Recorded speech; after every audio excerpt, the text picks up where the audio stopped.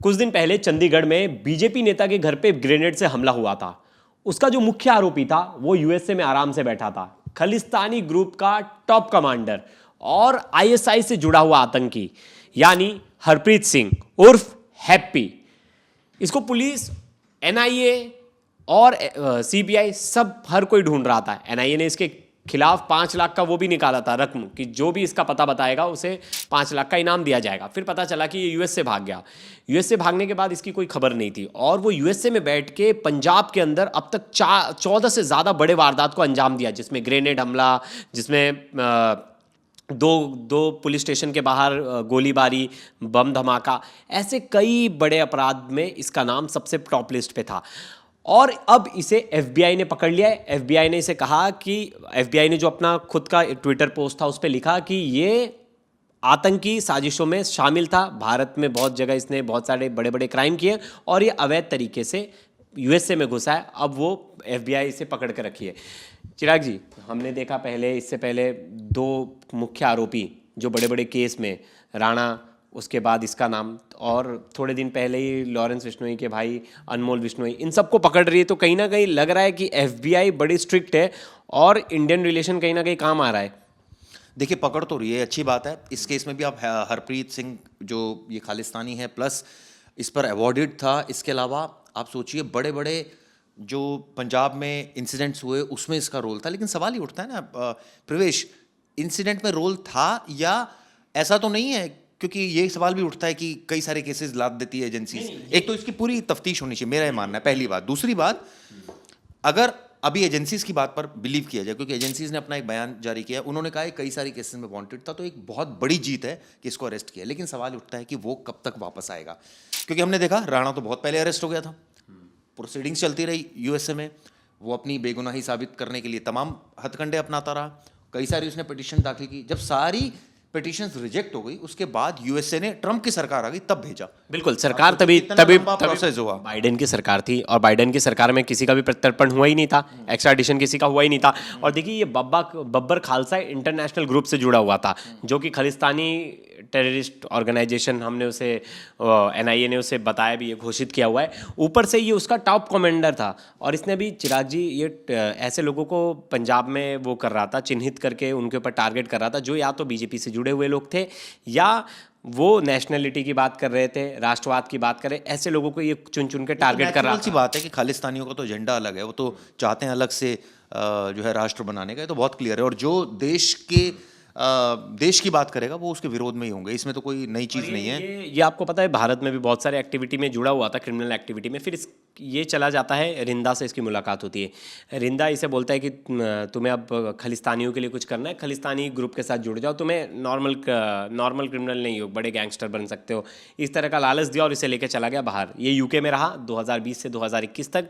फिर वहाँ से इसे जब पता चला कि भारत की एजेंसियाँ इसे ढूंढ रही हैं और इसके पीछे पड़ी हुई हैं, तब ये वहाँ से बचकर निकला यूएसए, क्योंकि इन्हें भी पता होता है कि यूएसए चले जाओगे तो कोई भी दूसरे देश की एजेंसीज यूएसए में एक्टिवली काम नहीं कर पाती, क्योंकि एफबीआई अपने आप में बहुत स्ट्रांग है, वो किसी भी दूसरे देश के एजेंसीज को वहाँ काम नहीं करने देती। बात ये है कि यूके से वो यूएसए क्यों गया। पहली बात, जैसा आपने बताया कि ऑब्वियसली लीगल हर्डल्स यूएसए में ज़्यादा है, वो इतनी आसानी से प्रत्यर्पित नहीं करते। लेकिन हमने यूके का भी यही हाल देखा है। हम सबको पता है गुलशन कुमार हत्याकांड के आरोपी कहाँ बैठे हुए हैं। हम सबको पता है कि जो आरोपी हैं यानी कि नीरव मोदी, विजय माल्या, ये लोग कहाँ बैठे हैं, सबको पता है कहाँ बैठे हैं। लेकिन इतना आसान नहीं है इन कैदियों को, इन अपराधियों को लाना। आप सोचिए कि ये आज तक नहीं आ पाए हैं दोनों। अगर इनकी बात करें, ये नहीं आ पाए। मेहुल चौकसी को भी पकड़ा है बेल्जियम में, देखते हैं कब तक एक्सट्रेडिशन। नहीं, उसका तो मुझे लगता है लंबा टाइम जाएगा, क्योंकि इतना इजी नहीं है चिराग जी। अभी तो वहाँ की कोर्ट में केस चलेगा, वहाँ की कोर्ट में आपको प्रूफ करना पड़ेगा कि वो क्रिमिनल है। दोनों, मतलब देखिए, दोनों देश में क्राइम होगा वो प्रूफ करना पड़ेगा कि जो क्राइम भी करते हैं कि वो क्रिमिनल है। इतना प्रोसेस तो लंबा है एक्स्ट्राडिशन का। आप ये बताइए कि हम सबको पता है कि गोल्डी बरार कहाँ पर है। यूएसए की कैलिफोर्निया में लोकेशन एक बार आई थी, अब कहाँ है पता नहीं। अनमोल बिश्नोई को भी तो बीच में खबर आई कि डिटेन कर लिया है, एनआईए ने उसके ऊपर अवार्ड भी रखा। वो कहाँ है, वो कब तक उसके बारे में कुछ भी नहीं पता है। वो अचानक से बड़े बड़े गैंगस्टर्स जो विदेशों से ऑपरेट कर रहे हैं। हम देखा लॉरेंस गैंग पूरा जुड़कर कितना उसने उत्पात मचा रखा है देश में। एक तरह से देखा जाए तो कई सारी एक्टिविटीज़ में वो इन्वॉल्व है। उसके जो गुर्ग हैं, चाहे वो गोल्डी बरार हो, चाहे वो और हों, सिद्धू मूसेवाला का मर्डर हुआ, इसके अलावा और तमाम चीज़ें हुई। तो उसका आउटकम आप मुझे बताइए क्या है? ये अपराधी पकड़े जाते हैं, अच्छी बात है, लेकिन इनको लाया जाना, जल्दी लाया जाना, यहाँ जस्टिस होना, ये अपने आप में एक अलग चीज़ होती है। लेकिन कहीं ना कहीं पकड़ा जाते तो इनका गैंग तो एक्टिवली वर्क नहीं करता ना, जिस तरह से ये एक्टिवली वर्क कर रहे थे, खुले में थे।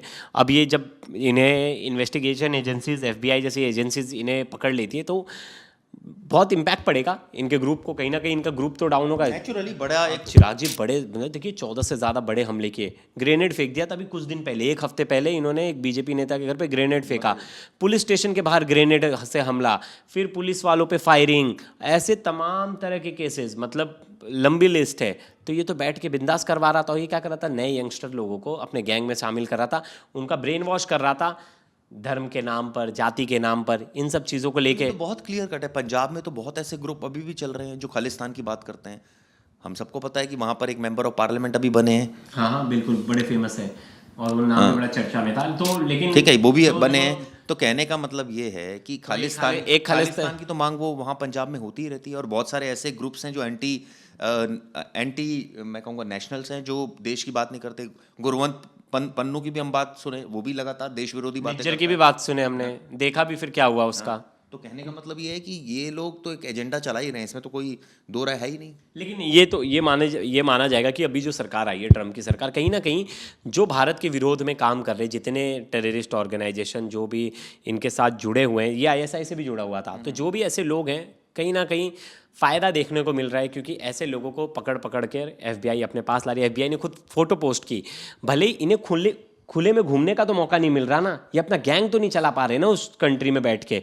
ये एक तरह से देखा जाए तो भारत की कहीं ना कहीं जीत है। और मुझे लगता है टाइम लग सकता है उसे लाने में भारत, लेकिन उसकी जो क्राइम है उस पर लगाम लग जाएगा और वो अपनी क्रिमिनल एक्टिविटी को अब मुझे नहीं लगता कर पाएगा। अब उसकी उतना देर का दो चीज़ें कहना है, एक वो जल्दी से जल्दी आए, दूसरा कि वाकई उसके ग्रुप इससे टूटेगा, ये भी सोचने वाली बात है। खैर, ये वीडियो दोस्तों को इसलिए की जरूरत बताएगा। शुक्रिया, धन्यवाद।